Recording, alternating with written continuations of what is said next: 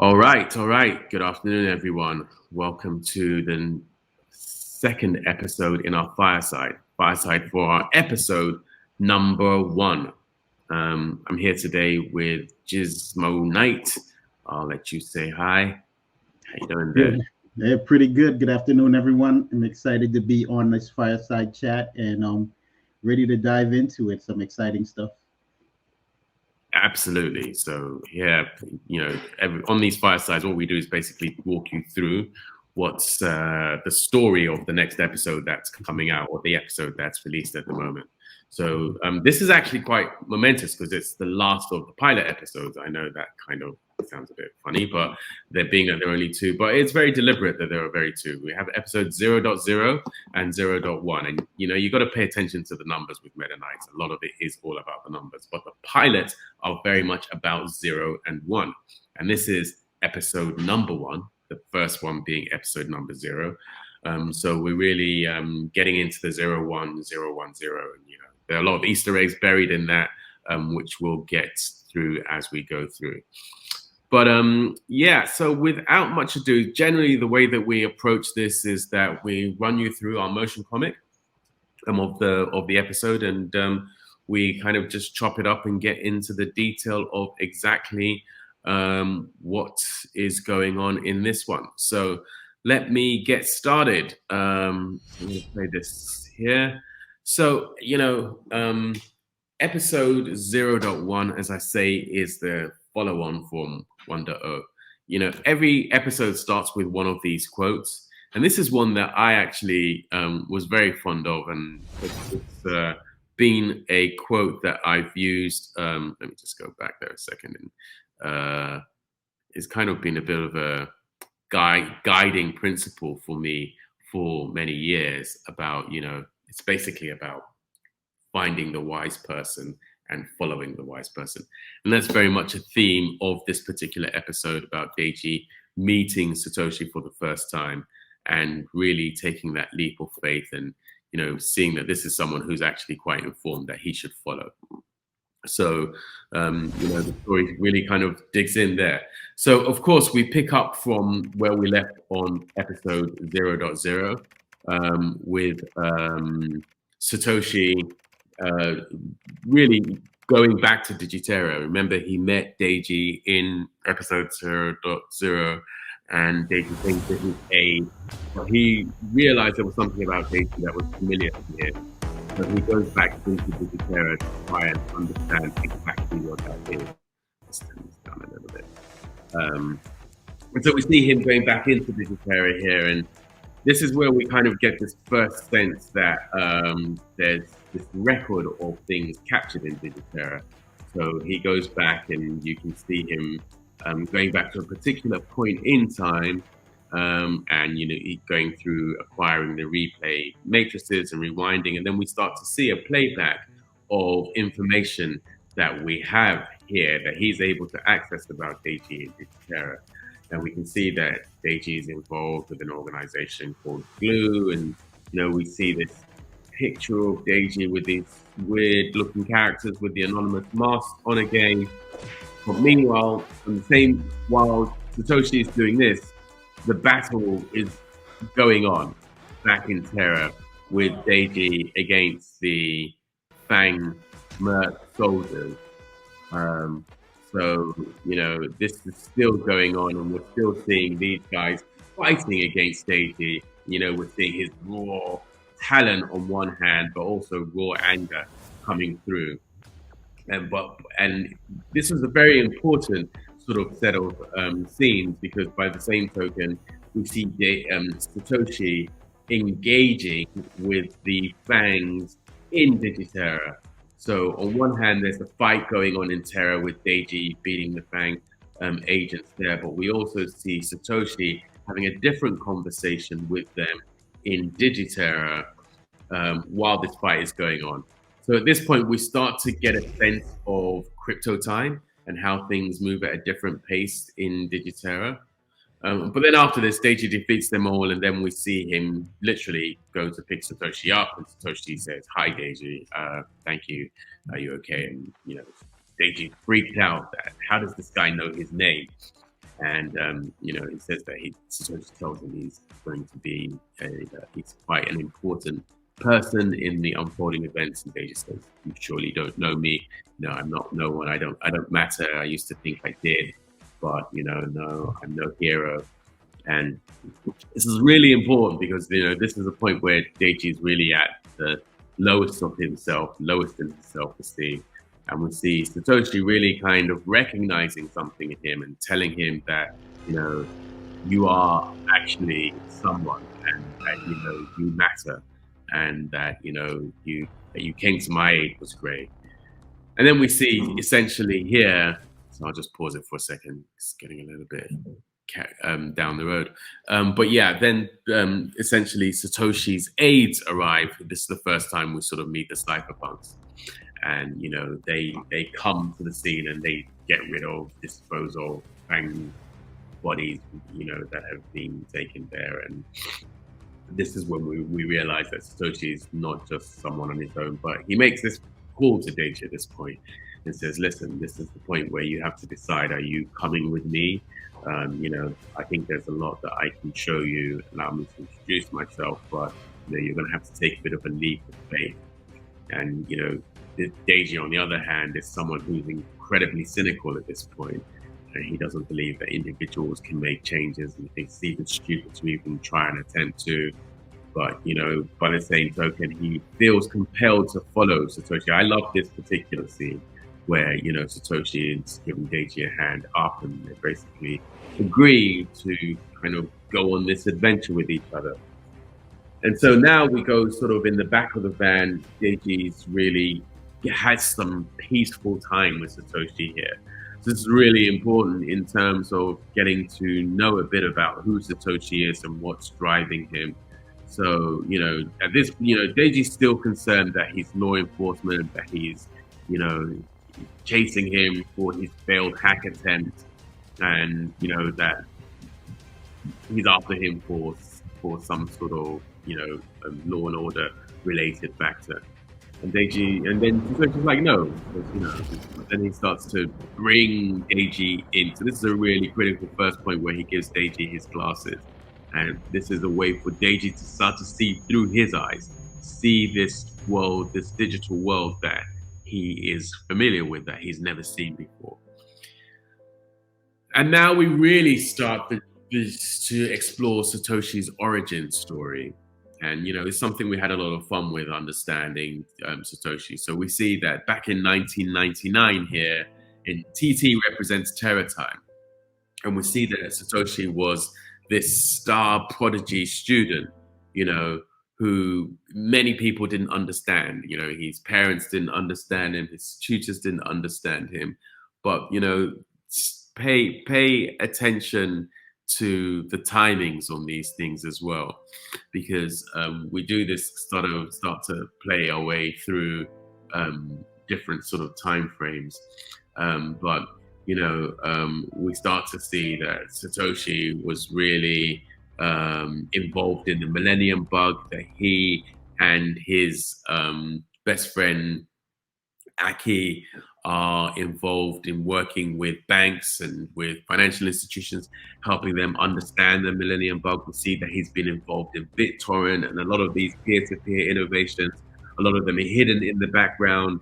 So we really get this sense that he's really been this innovator, this technical wizard in many regards. And he and Aki kind of set up a business, and they consult with big organizations around about the turn of the millennium. They particularly help banks, as I say, with the Millennium Bug. And then they help them understand that the next big thing coming is the internet. And so they really get involved in helping a lot of companies in Japan and around Asia and America really start to come to that, terms with that. But then, of course, the .com rapid expansion is followed by a rapid collapse, otherwise known as the .bomb, the market crash of 2001. And this is a pivotal part in the story because a couple of things happen. First of all, a lot of the funders and the backers behind Satoshi and Aki's company a lot of the financial institutions behind them pull out their money as the market collapses. And Aki, who's not really resilient in that kind of way, ends up taking his life. So this is really hard on Satoshi. And it also starts to trigger his interest in these big market movements. But, you know, he realizes that he's got to do something. So he became obsessed with finding out more about what drives these massive market movements. And you can see him, and that's a really great scene as well, outside the World Bank in DC, which I like as a reference, because it really is the World Bank in DC. Anyone who's been there will recognize this building. So he gets the job there and then starts to work and starts to observe market movements and what's happening with the currency systems. And this is where he first really discovers the Big Bang cartel and the Big Bang movement towards manipulating markets and exploiting market crashes. And this really drives him mad. He realizes that there's this secret, you know, cold organization that's been manipulating the markets and generating these collapses and crashes. And that effectively drove his friend to cost him his friend. It drove his friend to suicide. So he then says that, you know, something had to be done about it. Something had to be done to save the world from this tyranny, from this great onslaught, from these, you know, cold, ruthless killers. And so then he developed something, a currency with no central control, that's unchangeable, made rare through mathematics, incorruptible. And then Deji sort of understands that, you are the guy, you created Bitcoin. And so he's like, yes, that is right, I did. But, you know, at the same time, Satoshi's like, look, we're running out of time. And there's a lot more I wanted to tell you about this, but I'm not able to because we're running out of time. So Deji's like desperate to understand what do you mean we're running out of time? What can you explain me more? And, you know, Satoshi's really like conflicted now, and he's like, you know, time is short, but he's, you know, he tells him that he's, you know, explains to him that there's a world called Digiterra, this digital world that goes beyond the world that he knows. He's like, listen, look, the cypherpunks are his wards and they will show him the way, but that he has to be careful as well. But they will help get him to Digiterra, but to be careful because they may have been infiltrated and that he may not necessarily able to trust them. But he gives him a mission to take this drive to Digiterra and to find the courier. He's like, you must find the courier. Go to Digiterra, the cypherpunks will help you get there. And you must find the courier and pass on this message to the courier, who must then pass on a message to the Digiterran Council. And that he must do this, he must get this message to the council. And Deji kind of has this sense that, you know, this is something really important that he has to do. He doesn't understand why, he cares so much, but he knows that he feels he has to do this and he can't let Satoshi down. And Satoshi tells him to find the Silk Road and to find himself on the Silk Road. And he also gives him this really important message. And he says, remember, all is one, no one is all. The law of one. He says, never forget the law of one. He says, what is this law of one? It's all is one, no one is all. And this rings around his head, all is one, no one is all. And next thing he remembers, he wakes up in this new location, in this great apartment in a city which we don't know where it is at the moment.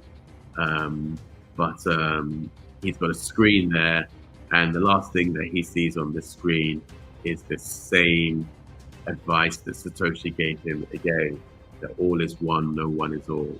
He realizes that the big step has to be taken, and he then finally decides that, okay, it's time to take that step and move into the adventure, effectively. So, and that's essentially how the story concludes, effectively, through this sort of awakening where Deji has essentially joined Satoshi on this incredible journey.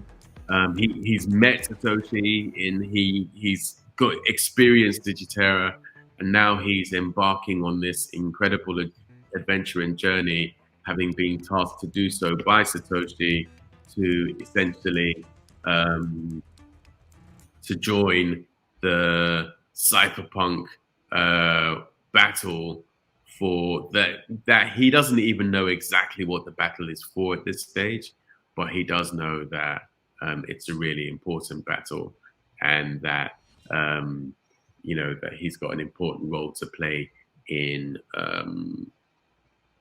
the unfolding of it, and he just feels compelled to that he feels that what Satoshi has tasked him with is very important, and that it's given him a bit of a sense of purpose after lacking purpose for so long.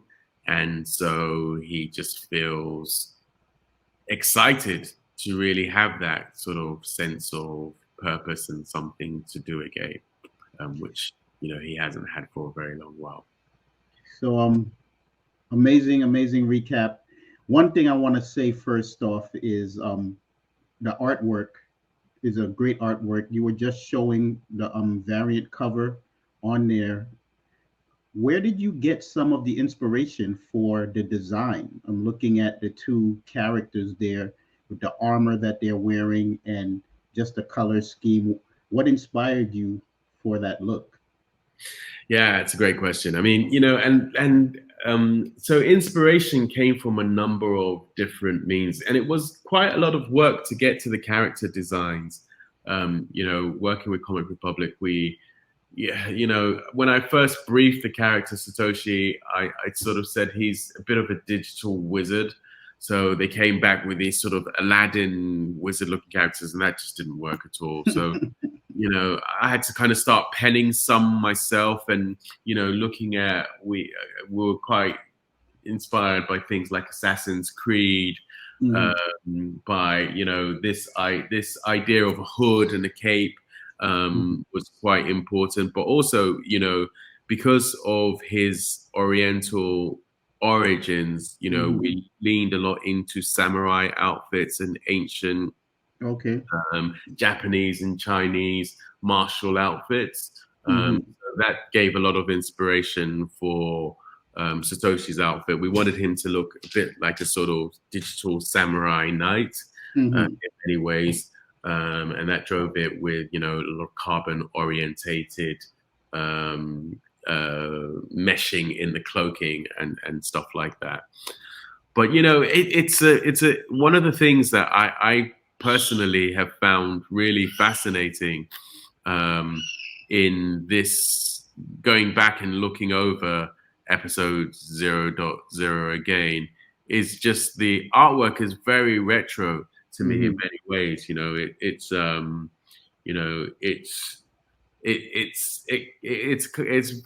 charming. I mean, the whole season 0, this pilot season artwork is very much like that. It is very much pilot. The introductory concepts the initial concepts were crafted and formed here. But we jumped leaps and bounds ahead in season 1 now. The artwork and the visuals in season 1 has come a long way from season 0. But one thing that season 0.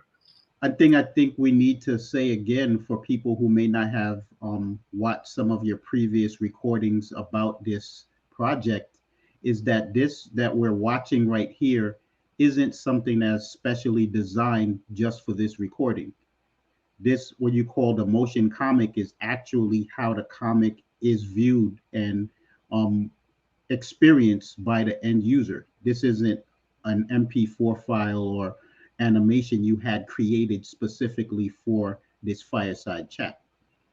Yeah, I mean, and I think this is a thing about metaKnyts as a franchise. I think it's very unique as a franchise in this regards because yes, we have traditional still comics, and we're really excited now because you can get them all over the world on Amazon.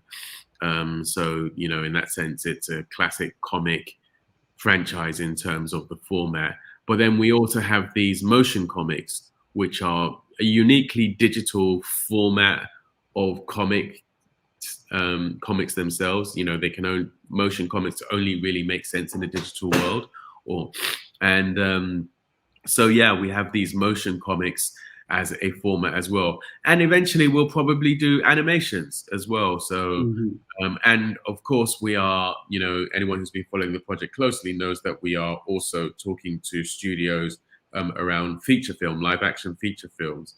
So the IP lends itself very much to multi-format storytelling. And in the short term, you know, between still comics, motion comics, NFTs, and video games and metaverse platform, it really represents a whole new way of experiencing a story. Hmm. And that's the thing. I think that's really important as well. You know, I'm I find it quite fascinating the different. You know, it's a very different experience reading the motion comic versus reading the still comic, even the Hmm. PDF still versus reading the paper comic. Yeah. They all have a very different feel to them, even the So same material. going back to, I know when people start to look at a new story, and specifically an adventure story, and this is an adventure, it's a mystery, so much, it's a drama, so much different things blended into one. I know a little bit more about the story than anyone who is just reading the first two episodes, the pilot episodes. So I do know a little bit of this answer. But how did you come with that beginning for our hero Deji? In a lot of scenarios, you know, when you have the hero and they're meeting their mentor or their masters, so to speak, depending on the genre, um, they have a lot of questions, and the master is able to give them some answers, maybe not all of the answers. We kind of see that here, but this is a little bit different, without giving it all away, in that some of the answers Deji has already, he just doesn't know it. So how did you come along with that same, you know, trope that we've seen in the past? Yeah, I mean, so there was a lot we wanted to achieve in the pilot. I mean, we wanted to set up the characters. Also, we wanted to have a way for Deiji to meet Satoshi that was serendipitous and that was somewhat accidental, or at least appears so. Um, and we wanted to also, yeah, an important thing is that the story is really about Deji and the metaKnyts. Hmm. So you know, we wanted to bring Satoshi into the story pretty quickly, and then basically have him move away from the story. So Satoshi would disappear for a long while, Hmm. um, as he has done in reality. Right? We don't Hmm. really know where he is. So But, while we're on the topic of Satoshi, I guess you can let whoever watches this know. Do you personally know who Satoshi Nakamoto is? I don't think anyone. Well, you know, I think barely Satoshi knows who he is. I mean, no comment on that one. I mean, it's a real part of the story.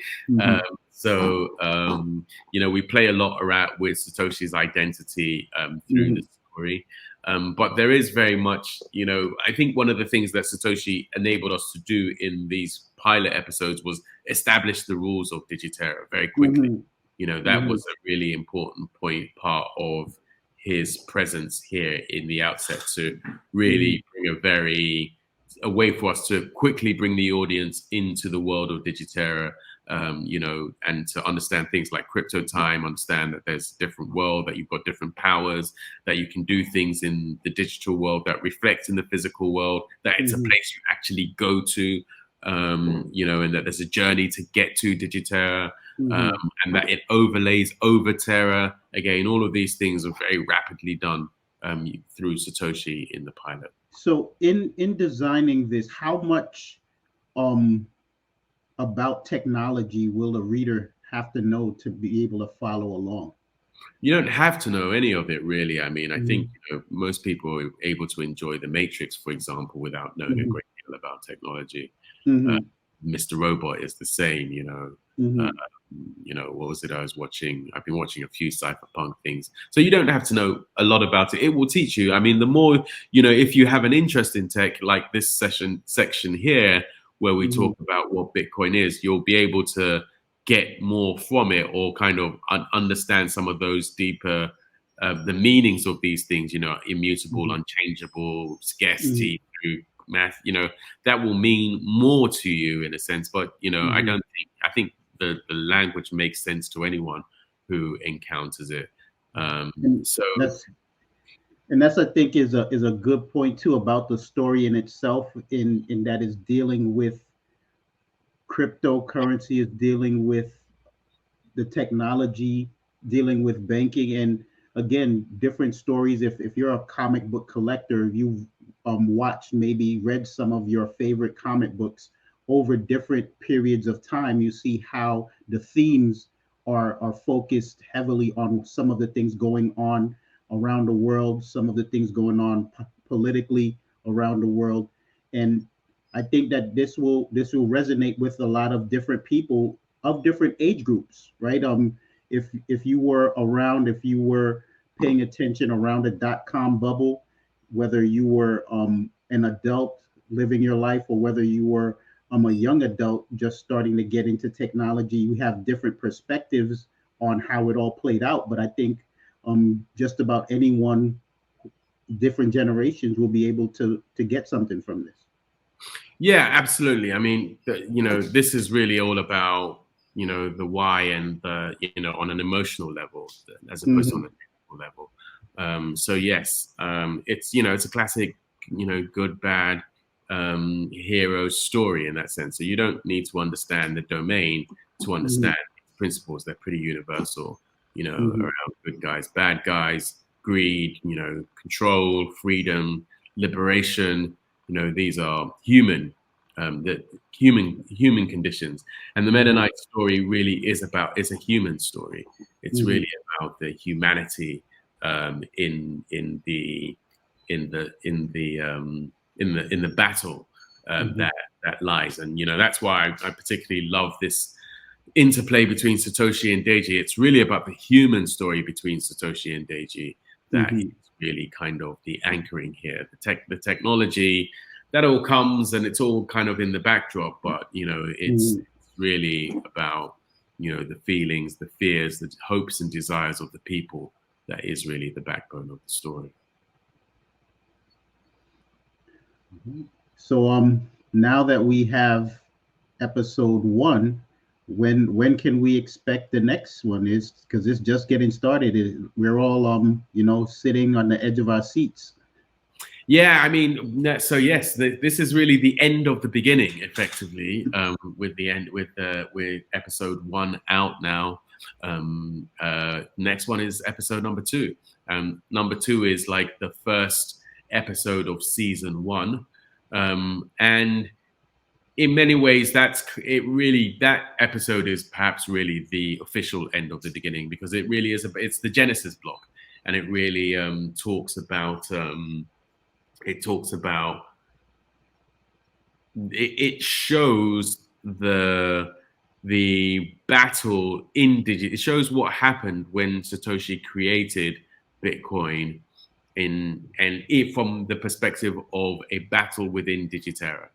So it really is the piece that, and they are effectively, there are two bookmarks in season one. The first one is the creation of Bitcoin, and Hmm. in Digiterra, how that happened and what that looked like, and Satoshi going to war with we're introduced to a lot of the key characters, Hmm.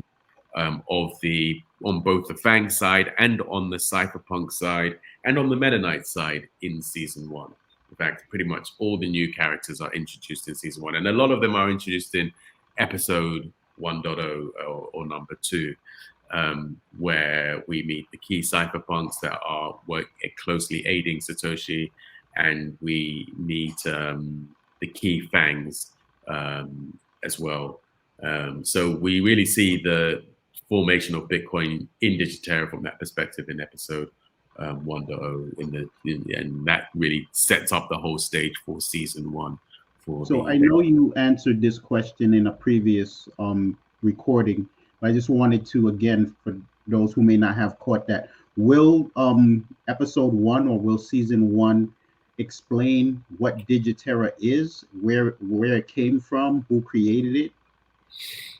So that's, I mean, that's a really massive part of the story going through. It's like an onion. So Mhm, more will be explained about what Digiterra is in episode 1.0 in number. mhm, Officially, it's number 2. So just to clear up, so because I know it's a little bit confusing, particularly at the early stages, we number this in seasons and episodes. So like the pilot season is season 0, and the first episode is 0.0, then 0.1. And then the next season is season 1, where it's 1.0, 1.1, 1.2, 1.3, etc., all the way through. So that will always be our nomenclature. But then we also use the classic comic numbering. So the pilot, episode 0.0 is episode 0, 0.1 is number 1, 1.0 is number 2, and then it's number 3, etc. So it will kind of become a bit more simple to everyone once we get past number 2, I suppose. But yeah, so in number 2, we do answer a little bit more about Digiterra, but that's kind of the big mystery. You know, what is mhm, Digiterra? How old is it?